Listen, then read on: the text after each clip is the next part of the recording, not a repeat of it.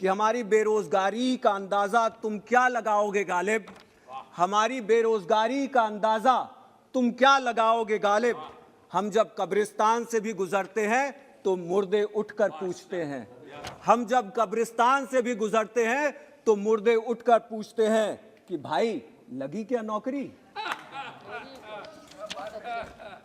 मैं ये भी कहना चाहता हूं कि सबसे पहले वित्त मंत्री ने यह स्वीकार किया है कि देश में भारी रोजगार का संकट भयानक रूप से अर्थव्यवस्था को प्रभावित कर रहा है। बजट भाषण में माननीय वित्त मंत्री ने 7 लाख नौकरियों को सृजित करने का वादा किया है और उन्होंने कहा है कि ये जो प्रोडक्शन लिंक्ड इंसेंटिव्स हैं उनके जरिए ये नौकरियां सृजित होंगी। लेकिन अगर इंडियन इंक की हम बात करें, जो इन प्रोडक्शन लिंक्ड इंसेंटिव्स का फायदा लेती है, उनका ये कहना है कि इन प्रोडक्शन लिंक्ड इंसेंटिव्स ये कंज्यूमर डिमांड पे आधारित हैं। जो सामान वो प्रोड्यूस करेंगे उस पर भी सरकार प्रोडक्शन से उसको लिंक करके ये कहती है कि यदि आप उसको एक निर्धारित रूप में नहीं प्रोड्यूस करेंगे तो उसके ऊपर आपको जो है पेनल्टीज लगने का काम होगा। ये पेनल्टीज इतनी भारी हैं कि वो स्वतः इन बड़ी बड़ी देसी कंपनियों को इन प्रोडक्शन लिंक्ड इंसेंटिव्स को लेने से, इनमें निवेश करने से उनको एक सुचारू रूप से सुरक्षित देखने का काम अपने आप को महसूस नहीं करती है। तो एक हिसाब से ये 60 लाख नौकरियां सृजित होने का काम होगा, ये अभी भी एक ख्याली पलाव है। मेरे ख्याल से इसमें आगे जाकर के देखने की जरूरत है। ये सिर्फ हेडलाइंस बटोरने का एक हमारे सामने एक छोटा सा जो है प्रयास यहाँ पे देखने का काम हुआ है। असल रूप में भारत में उपभोक्ता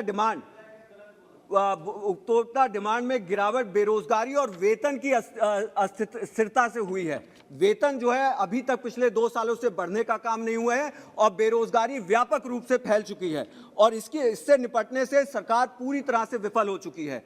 पीआईएल जैसी स्कीमें जो बड़ी बड़ी कंपनियों को सहायता देने के लिए सामने रखी गई हैं, वहीं लघु और मध्यम उद्योग जो देश के करोड़ों श्रमिकों को रोजगार देते थे, उनको पर्याप्त सरकार ने सहायता देने का काम नहीं किया है और जिसकी वजह से वो पूरी तरह से ध्वस्त हो चुके हैं।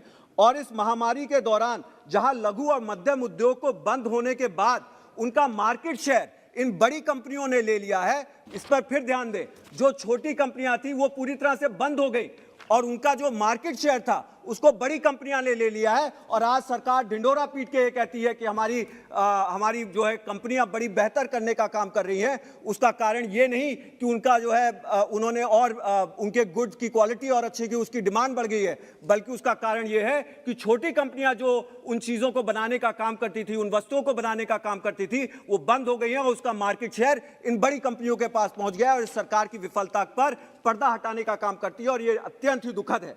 मैं ये भी कहना चाहूंगा कि जहां पर हमारे करोड़ों श्रमिकों को MSME, sir I am about to finish, इसके बाद एक छोटा सा डिफेंस पे and I am about to finish, sir just give me 2 more minutes and I will finish sir. मैं ये भी कहना चाहूंगा कि आप डिफेंस में अगर देखेंगे सर, वहां पे काफी एक बढ़ोतरी देखने का काम किया है हम लोगों ने, लेकिन जो स्थल, वायु और आर्मी से जो सेनाओं से हमें जो डिमांड्स थी, उस डिमांड के हिसाब से ये बढ़ोतरी काफी नहीं है। और उसी के साथ साथ अगर आप इन्फ्लेशन को संज्ञान में लेंगे तो इस बढ़ोतरी ये आप समझिए एक हिसाब से नगण्य है।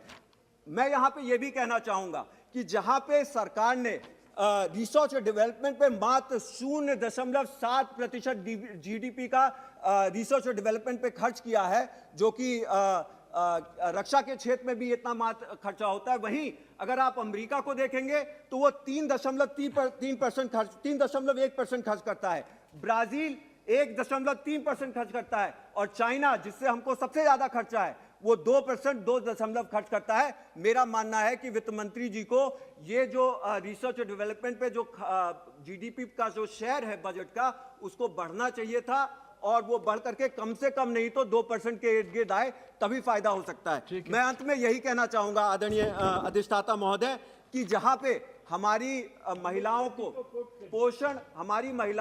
पोषण और हमारे बच्चों को पोषण देने की बात रही है, वहां पे इस सरकार ने पोषण का बजट जो है उसको बढ़ाने का काम नहीं किया है।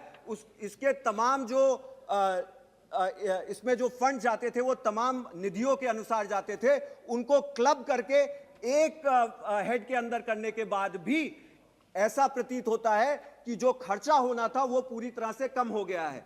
अंत में ये हमारे गरीब बच्चों के लिए, जो दलित अनुसूचित जनजाति के बच्चे हैं, जो अल्पसंख्यकों के बच्चे हैं, जो शोषित पीड़ित वर्ग के लोग के बच्चे हैं, उनके लिए घोर अन्याय है, क्योंकि उन्हें पौष्टिक आहार न मिलने की वजह से समान अवसर भी नहीं मिल पाते और ये अत्यंत ही बड़ी समस्या है। मैं अंत में एक शेर के माध्यम से अपनी स्पीच को खत्म करूंगा। सर, अगर आप इजाजत दें तो फिर मैं फरमाऊं। सर, अपनी गुर्बत की कहानी हम सुनाएं किस तरह, अपनी गुर्बत की कहानी हम सुनाए किस तरह, रात फिर बच्चा हमारा रोते रोते सो गया। साहब, यही आपके माध्यम से मुझे कहना है कि जो कुपोषण हमारे देश में फैला है, जो दलितों मजलूमों के ऊपर जो संकट लहर रहा है, आज पोषण का बजट घटा करके सरकार ने उनके साथ बेहद अन्याय किया। आपने मुझे बोलने का अवसर दिया, बहुत बहुत धन्यवाद।